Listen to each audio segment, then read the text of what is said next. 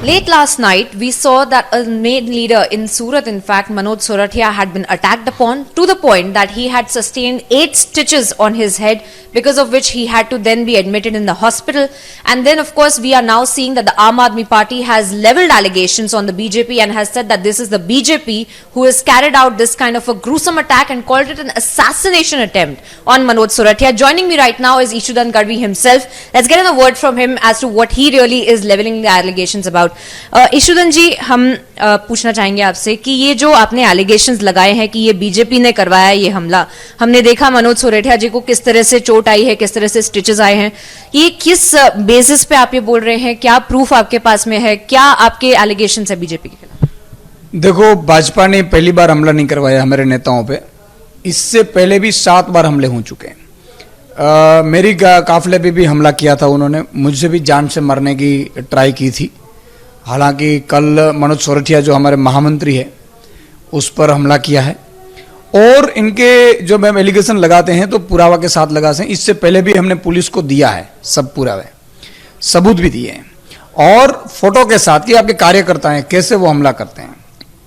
देखो, एक चीज है, भाजपा लफंगों की पार्टी है, बेईमानों की पार्टी है, गुंडों की पार्टी है। जब उनको लगे ना कि सत्ता जा रही है तो वो अपनी औकात पे आ जाएंगे, तब तक आपको पता नहीं चलने देंगे। लेकिन इनको पता नहीं कि गुजरात है शांति प्रिय राज्य है, यहाँ शांत लोग हैं, कहीं हिंसा का अवकाश नहीं है, गांधी और सरदार की भूमि है।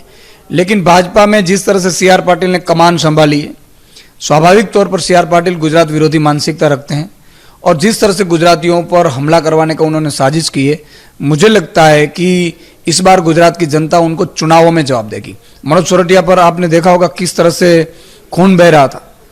भगवान की कृपा है, गणपति दादा की कृपा है, गणेश चतुर्थी में वो पंडाल में जा रहे थे और पंडाल का जायजा लेने के जा रहे थे, क्योंकि आपका राजा करके हमें वहां उत्सव मना रहे हैं गणपति जी का, और गणपति भगवान तो हमारे सबके हैं। लेकिन भाजपा ने, ये हिंदुत्व विरोधी मानसिकता है भाजपा की, और उसी के चलते ये हमला किया गया है। लेकिन इस बार गुजरात उनको चुनाव में जवाब देगी। क्या आपने ये जो सीसीटीवी फुटेज है ये सब की पूरी जांच की है? क्योंकि ये जो एफआईआर हुई है उसमें राइटिंग का चार्ज लगाया गया है और कोई स्पेसिफिक आदमी को आइडेंटिफाई करके नहीं बोला गया है, तो आपको लग रहा है कि कोई बीजेपी के वर्कर्स आपको देखने मिले?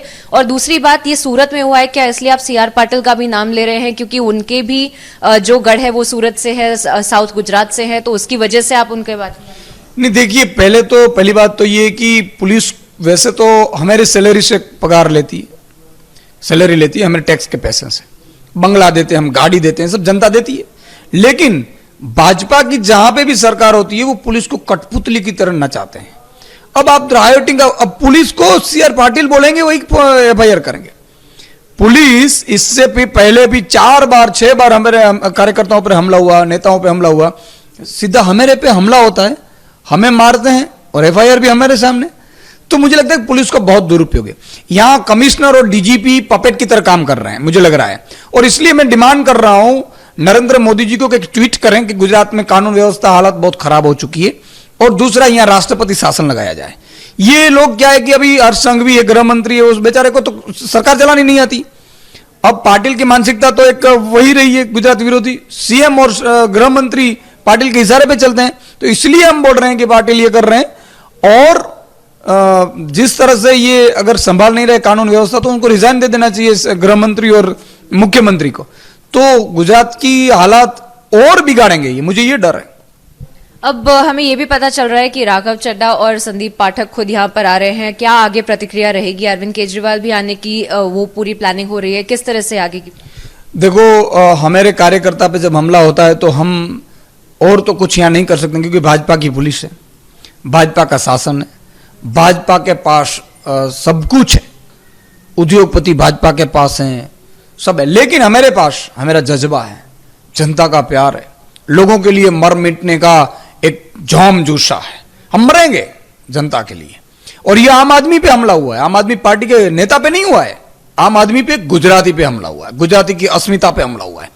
तो इसलिए राघव चड्ढा जी को, जो मेरे शाम को अरविंद जी ने कॉल किया पूरी मनोज भाई की तबीयत कैसी है उसका हालात जानने के लिए, और गुजरात में कानून व्यवस्था के बारे में चर्चा की हमने, तब इन्होंने कहा कि ठीक है। तो राघव चड्ढा जी को भी बोला, राघव चड्ढा जी का मुझे फोन आया कि मैं आ रहा हूं।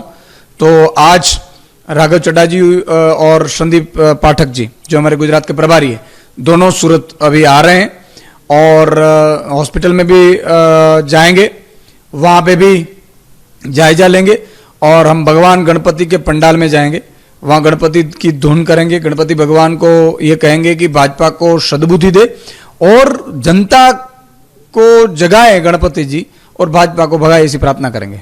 Alright, तो आप देख सकते हैं ईशुदन गढ़वी जो आम आदमी पार्टी के गुजरात के लीडर हैं, उन्होंने कहा है कि ये भाजपा की तरफ से हमला कराया गया है। In fact it was an assassination attempt is what the आम आदमी party is also saying. With video journalist Vipin Maurya, I am Priyanka Sharma for Republic.